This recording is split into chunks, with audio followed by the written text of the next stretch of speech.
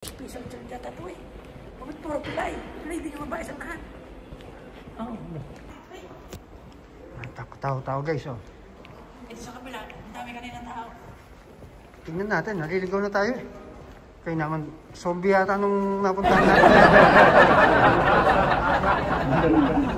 Pagkakalap ka dyan. Kaya naman. Wala. Guys.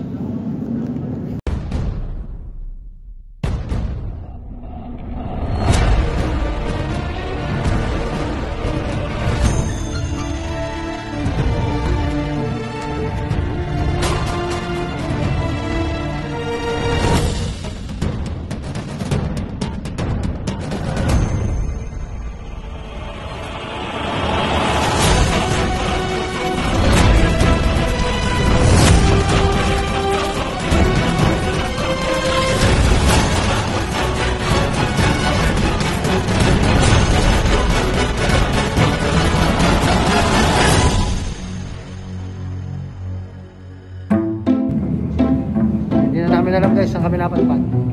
Uwi. Anak ng teteng. Bakit? Ito yun. Ito guys. Ay, mali pa rin. Hindi sa kabila. Yan, dalawa na kayo na kung saan yung punta. Noksapyo. Noksapyo ang nakasulat.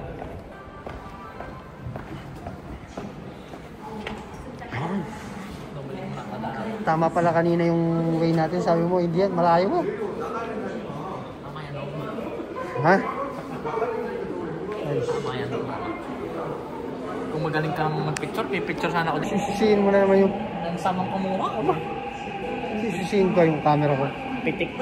Hindi ka naman photogenic. Photogenic. Photogenic. Photogenic to. Kaso sabay yung picture. Alam mo yan doon nga, baka tayo mawala na naman. Parang doon sa... Hindi. Tandaan mo yung lugar. Tandaan mo yung ano. Pasok.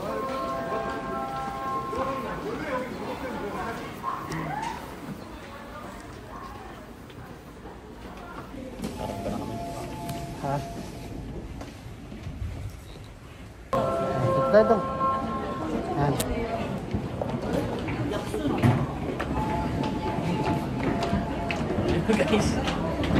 Guys, nasa tetewo na. Partido. Yan dong. Ganda ng ambience. Pipila ka din. Pipila ka. Tara, pila. Masyadong matarik yung nagdan. Gutom na ako.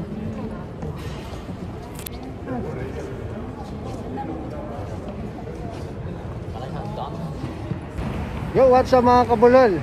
So from Degot Song Mari, lagi namin pinupuntahan na Sing Mark. Ngayon nasa Etiwan si Dingdong Guantes. Hindi muna sa si Kastakli. So mapapasin yung pormahan niya, formang Dingdong Dantes. So nasa Etiwan kami guys. So ayan. And banso dong. Tamang sulyapin. Hindi na, wala nang pera dong. Ito may sariling ano yung mga naninigarilyo. Ito. Tsaka nilalamig. Ang galing, di ba? Oh! So ito yung mga foreigner. Daiso dong. Wala kang bili. Dito sa Daiso yung ilaw. Oh, ring light. Daiso. Daniel Padilla. Kuha ang basket net.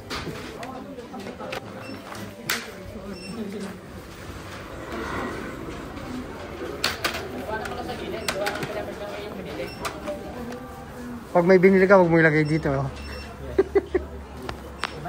Mic mo. Ayan oh. Ayan, ito. 3,000 lang.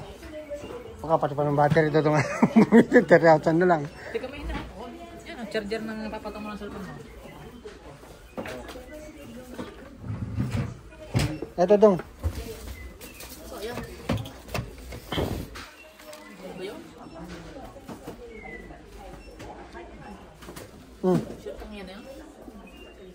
Yan, ring light oh.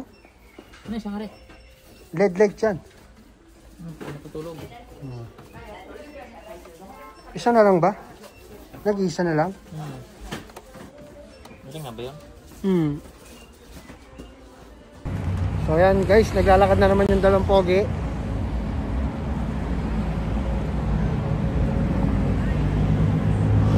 Puro foreigner dito.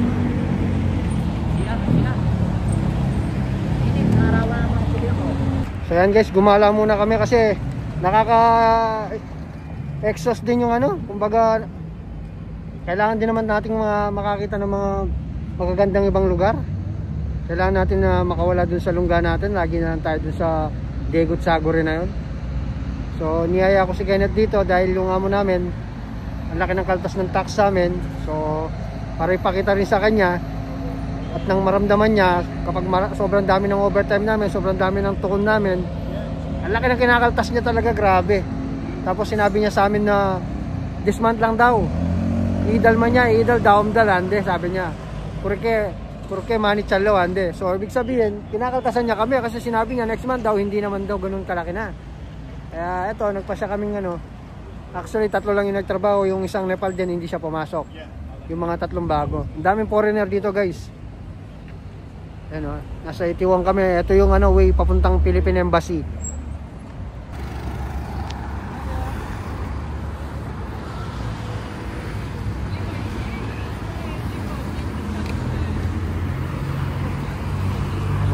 Neto.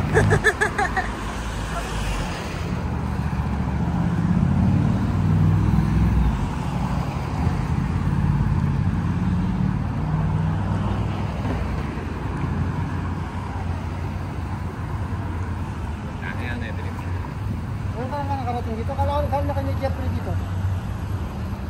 Hindi sa ruta na to. Di ba embassy na sabi mo? Ito yung napapuntang embassy. Ayun o. So, hindi ko lang alam dito kung saan yung ano dito yung ayun. Nasakay ng taxi daw. Ang daming kumukuha ng picture oh.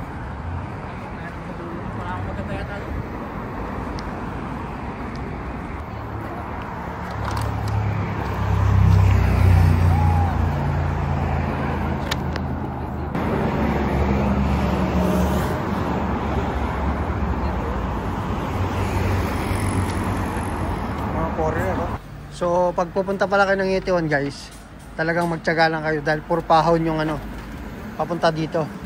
Pero pag pabalik na, mabilis na kasi puro na ano tawag dito, palusok pababa. So yung daan dito pataas talaga siya, o hindi siya pataas, mataas talaga. Maraming nadaan yung kapag-selfie sana.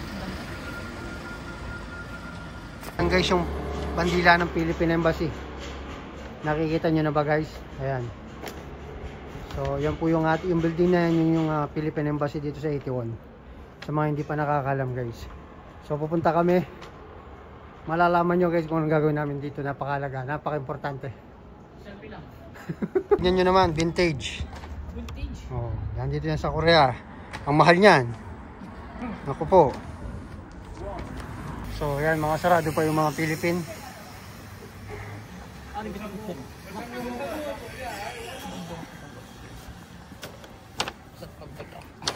So ito yung Philippine Embassy guys, sa mga hindi pa nakakalam.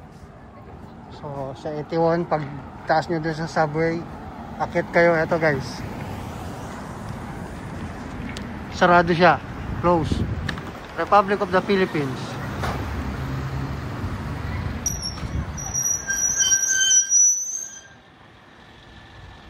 Ito, ba't ka umupo dyan?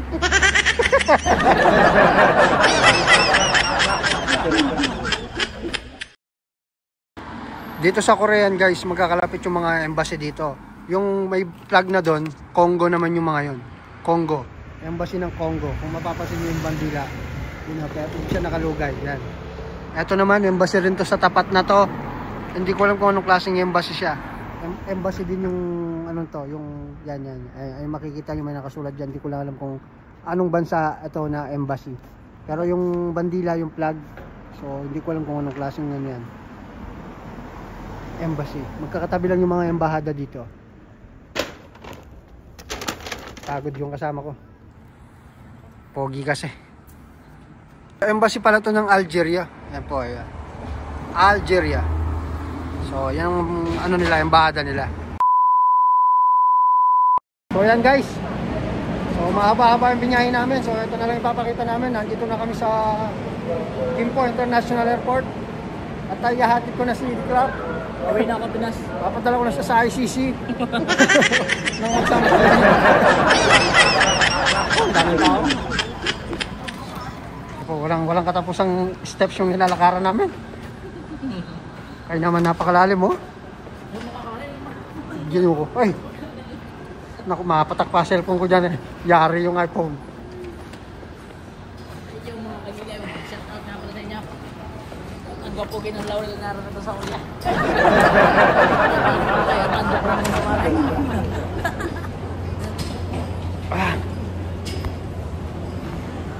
Malabo na. Ang dini na.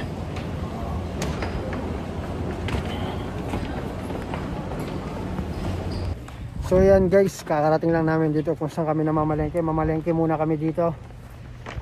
So palubat na yung ating camera, buti umabot to hanggang dito. So sasabay na namin yung pamamalengke namin para bukas din na kami umalis. Medyo nakagala kami ngayong araw na to. So hinihintay ko lang si Kenneth, pinabili ko siya ng Magic Sarap dun sa Asia Mart, sa World Mart.